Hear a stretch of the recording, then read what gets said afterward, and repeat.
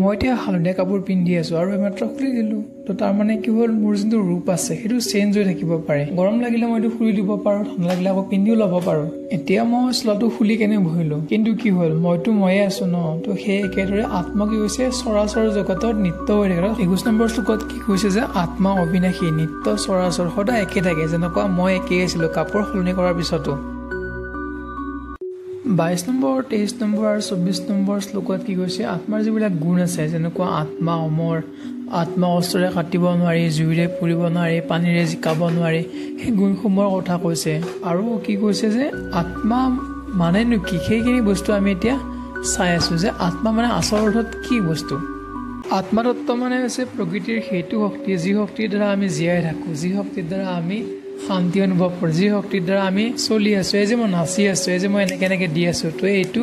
সেই জীৱনী শক্তি আৰু আত্মা শক্তিৰে বহিঃপ্ৰকাশ ক'ব গ'লে ব্ৰহ্মাণ্ডৰ যি ক্ৰিয়া শক্তিৰ দ্বাৰা আমি জীৱিত হৈ থাকোঁ যি শক্তিৰ দ্বাৰা সকলো কাম চলি থাকে সেই শক্তিকে আত্মা শক্তিৰ ৰূপে জনা যায় 25 নম্বৰ শ্লোকত কি কৈছে ইমানখিনি জনাৰ পিছতো আত্মা তত্ত্বৰ কথা আমি ভালদৰে নাজানো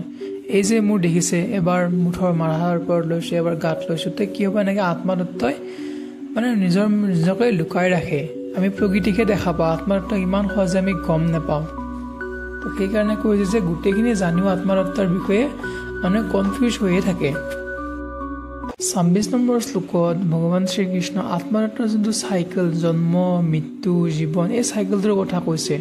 আৰু অৰ্জুনৰ মনৰ পৰা সম্পূৰ্ণৰূপে ভয় মোহ এইবোৰ ওলাই নিবৰ চেষ্টা কৰিছে কাৰণ তেতিয়াহে অৰ্জুনে সম্পূৰ্ণৰূপে বিশুদ্ধ কৰিব পাৰিব যেনেকুৱাকৈ আমাৰ লগৰ ল'ৰাবোৰে মটিভেট কৰে সেই একেদৰে ভগৱান কৃষ্ণই অৰ্জুনক মটিভেট কৰিছিলে এইটো শ্লোকত আত্মাৰ ব্যক্ত আৰু অব্যক্ত ৰূপৰ কথা কৈছে যে যোনটো আসুৰিক প্ৰকৃতি যোনটো দৈৱ প্ৰকৃতি যোনটো সমাজত শান্তিৰ পৰিস্থিতি হয় উন্নতি হয় আসুৰিক প্ৰকৃতি কোনটো যোনটোৰ দ্বাৰা সমাজত দ্বন্দ্ব হয় হিংসা হয় 29 নম্বৰ শ্লোকত কি কৈছে আত্মতত্ত্বৰ ৰহস্য বুজাৰ পিছতো সকলো জানি বুজিও যেনেকৈ মই লুকাই আছো বা মোৰ আৱৰণখন লুকাই আছে প্ৰকৃতিৰ তত্ত্ব সেনেকৈ আত্মতত্ত্বক লুকাই ৰাখে তো সেইকাৰণে মানুহে সকলো জানি বুজিও আত্মতত্ত্বক ভালদৰে নাজানে ক'ব গ'লে ব্ৰহ্মাণ্ডৰ মূল শক্তি অংশ ৰূপৰ লগত অংশ আত্মাৰ ওপৰত আমাৰ লগত সদায় থাকে ভগৱান শ্ৰীকৃষ্ণই অৰ্জুনক প্ৰকৃতিৰ নিয়ম তত্ত্বৰ কথা সকলো ক'লে ইমানখিনি জানি বুজিও তুমি যদি আৰু মোহত আবদ্ধ হ'ব লগা কোনো কথা নাই তুমি তাৰ পৰা ওলাই আহি সম্পূৰ্ণৰূপে যুদ্ধ কৰা ভগৱান শ্ৰীকৃষ্ণই অৰ্জুনক প্ৰাকৃতিক চাইকেল অৰ্থাৎ প্ৰকৃতিৰ যোনটো চক্ৰ আত্মতত্ত্ব আৰু প্ৰকৃতিৰ ক্ষত্ৰিয়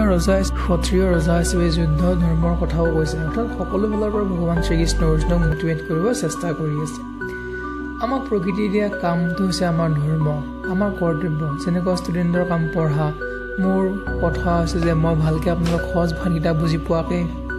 পোৱা কৰি দিওঁ তো এনেকৈ যাৰ যিখিনি কাম থাকে সেই কামখিনি ভালদৰে কৰিলে কি হয় আমাৰ কৰ্তব্যখিনি ভালদৰে পালন হয় তেতিয়া আমাৰ সকলোবোৰ কাম লগতে লাইফটো ধুনীয়া হৈ যায় ধন্যবাদ অহাকালি আকৌ লগ পাম